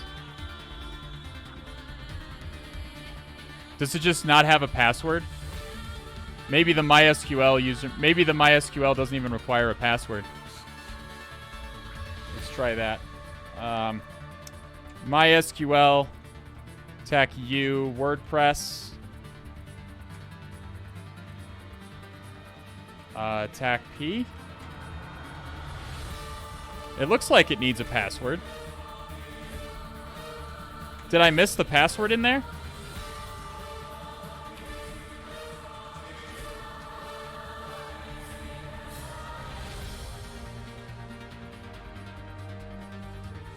This is an older version of WordPress, so maybe the password is kept somewhere different.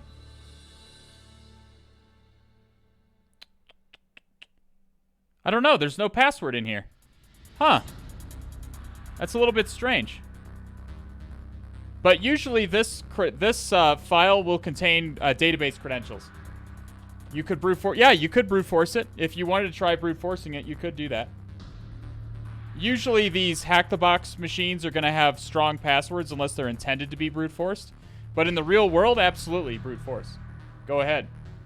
Just about as sus as patting someone on the shoulder. Well, the joke's on you, Jiffaram, because his beacon checked in yesterday morning. Ha! The ploy worked. What other questions you guys have? In a real engagement, that's where I would have started. Just want to see if you knew of some sort of super secret tool. Nope. I have all the same tools as you do, Streptillion. Yeah, exactly. You're looking for... It's very common to look for functions that like exec or sh, exec cmd, cmd exec. Stuff like that is really... our command names are usually the ones that will execute shell commands. Are you calling you Pat at work? Most they don't even know. They don't even know. Why would I tell anyone at work? No one else was there. Why would I tell everyone at work and have them cringe?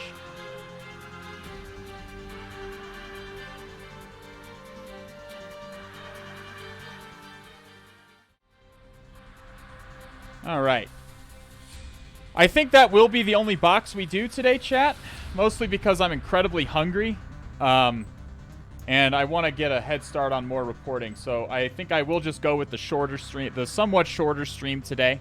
We'll have a normal length stream on Thursday. I'll make up for it. I'm not going to run straight off. I'm going to hang out and talk to you guys for a while. What questions do you guys have about literally anything? If you guys got questions, I'm here to answer.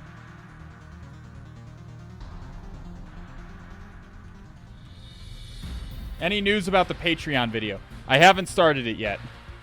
It'll get done when it gets done. I have a lot to catch up on with work because I was out of town on a physical assessment, so I have a whole report that I've got to slap together in the next couple of days. So I'm really, really busy. As soon as that report is done and I have a breather, then I'll worry about the video. Again, I do have a full-time job. There's only so much I can do in a one day. Doing the best I can here. What's up? Shut up, Red Team Medic. You pre-order your flipper yet? I'm probably going to. I want to start building my utility belt. I want to be prepared for my next physical. I want to have like a rubber ducky or two and stuff like that.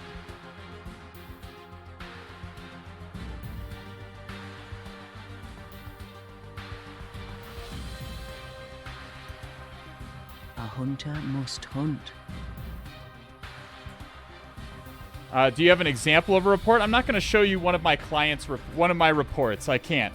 I've done streams on proper reporting before. We're not going to talk about that today, but I can do another stream on proper reporting if people are interested in that. Was the physical assessment a success? Well, I broke into the building and ran a beacon on an unlocked workstation. So you tell me, does that sound like a success? MySQL beginner resource. I'm still having trouble navigating and located where I am in a manual injection. So, like, are we talking about a SQL injection, like beginner resource, or just MySQL in general? Like how to navigate MySQL? Clarify that, Miroslav.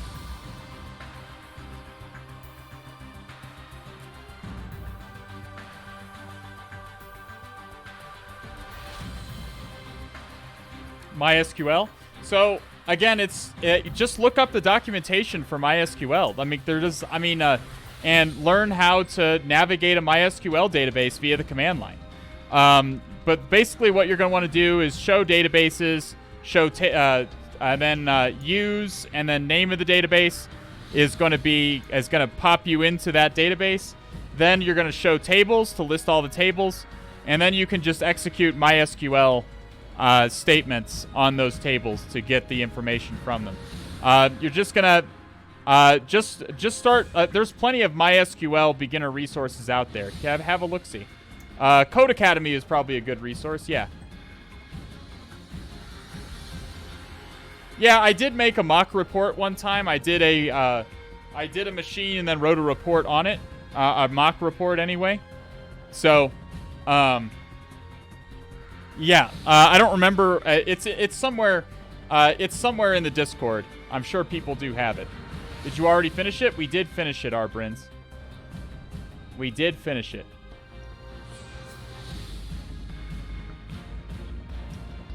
So, on Thursday, we're going to be streaming again on Thursday. Thursday is Cthulhu Thursday, so we're going to tackle something a little bit more challenging. I don't know what we're going to do yet. Maybe we'll do Proving Grounds hard for once. I just finished OSCP exam. How did it go, Johan Frisk? How did it go? Don't keep us in suspense.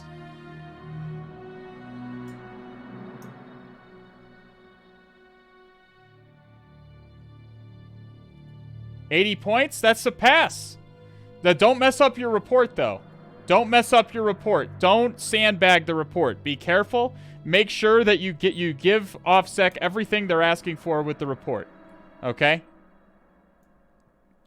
Congratulations. All Hazred Draco's in chat for Johan Frisk. Well done. Well done, Draco. Well done.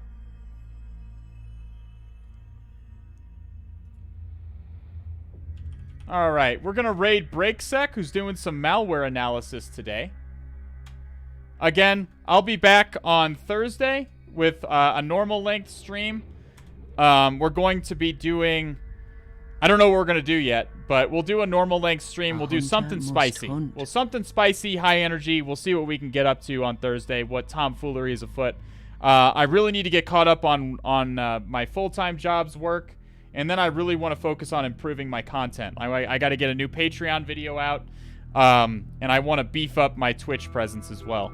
So we're going to be working on... we got a lot of great stuff in the works. Collab with John Hammond, perhaps, as well. Yeah. Bring BreakSec, glad tidings of Dread Cthulhu. Go to bed tonight knowing a little bit more than you did yesterday. I'll see you guys again when the stars are right. Have a good night, day, or whatever time it is wherever you are. Get vaccinated. Stay safe. Love you all.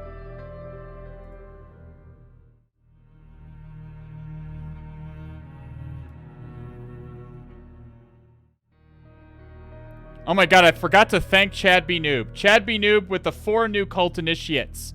Vandal, Quickster, Killer, and Johan Frisk. Welcome to the All Has Red team. I wanted to make sure Chad did not go unappreciated for his generous support of the stream. Revusk, thank you for the follow. Okay, now actually go to bed tonight knowing a little bit more than you did yesterday, and I'll see you guys again when the stars are right, okay?